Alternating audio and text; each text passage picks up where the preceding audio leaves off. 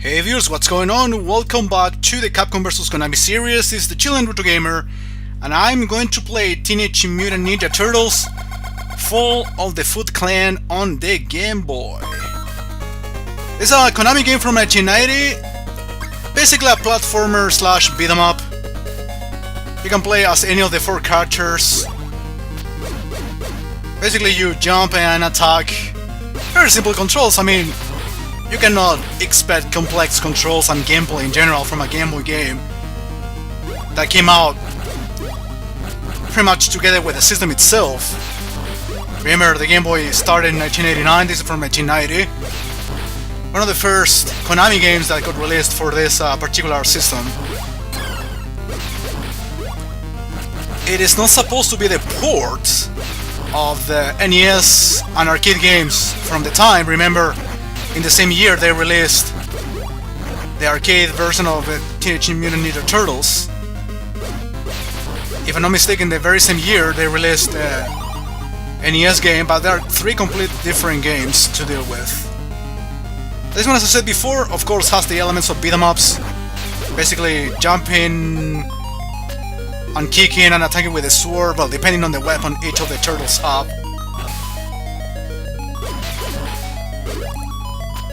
I started with Leonardo.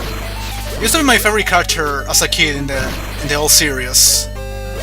Didn't follow me much, to be honest. I mean, I kind of watched the series, even the movie I remember, basically because of my older brother who used to collect the toys, used to watch the show a shitload. So I started to know more about the Ninja Turtles, not necessarily supporting the series or anything.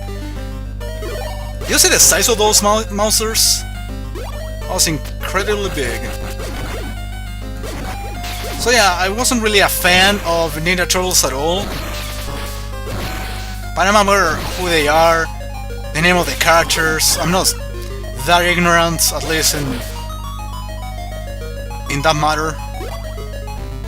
So yeah, as you can see, each level has different sections. Whatever. I miss timing right there. And sometimes enemies are going to jump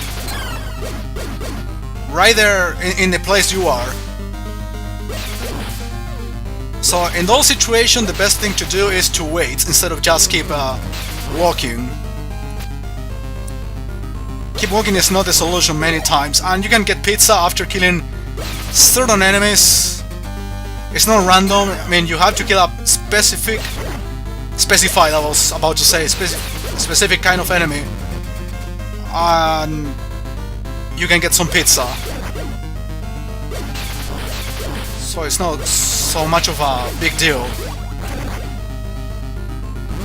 In case one of your turtles, in case you lose a life, basically lack of energy and all that, the turtle you're playing as is gonna get captured. Pretty much the same thing as the NES version. But again, these are different games. It's basically a coincidence or a similar way of losing lives, that's all. Well, actually, the sequel to this game, Back to the Sewers, or From the Sewers, that came out a couple of years later, has a very similar gameplay even. Like this type of platformized beat 'em up.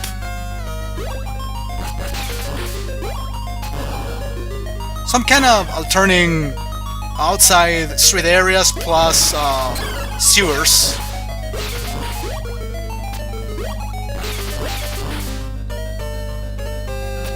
I mean, the game in general is very short, so it's kind of understandable to deal with kind of long levels. This one, it's like the fourth section already in this specific level. You might think it's very long, but as a whole it's a very short game that can be beaten in less than half an hour even.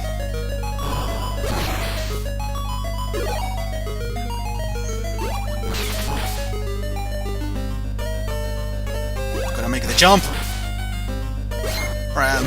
I'm supposed to destroy the barrels for me to continue on. And now I'm fighting the boss, the very first boss, which is Rocksteady.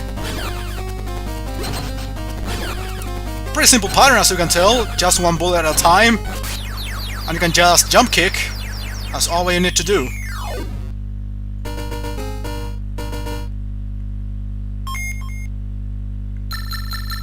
I think you can also play some bonus games in this particular title. Every 2 levels or so. The enemy must be near. April is screaming.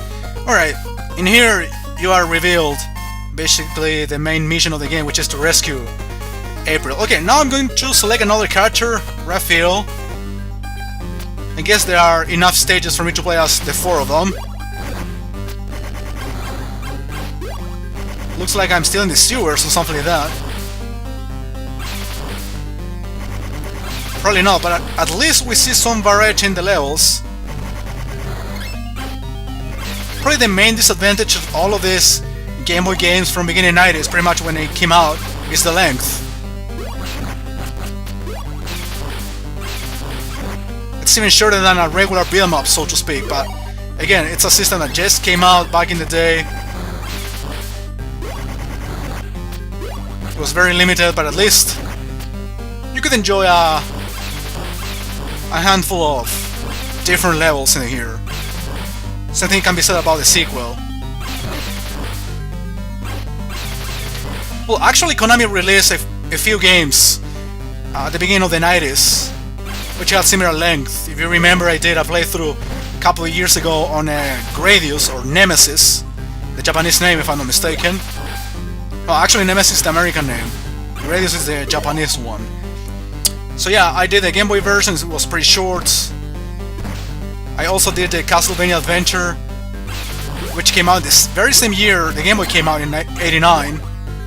I wasn't that short, but still, you cannot expect a very lengthy game, taking into account the characteristics of the console back in the day. It wasn't fully developed, or the great advantages weren't really taken. Pretty much like the NES, right? The first titles were very limited and short games, but then we did a lot longer and quality games, so to speak. Best example is Kirby. And now we are fighting fire things I didn't know you could kill. And is that fire? I assume that's fire. It's not even moving. Now I need the pizza. Oh, it came back. I recovered almost all of my health with that. So yeah, I assume that thing on the pits is fire.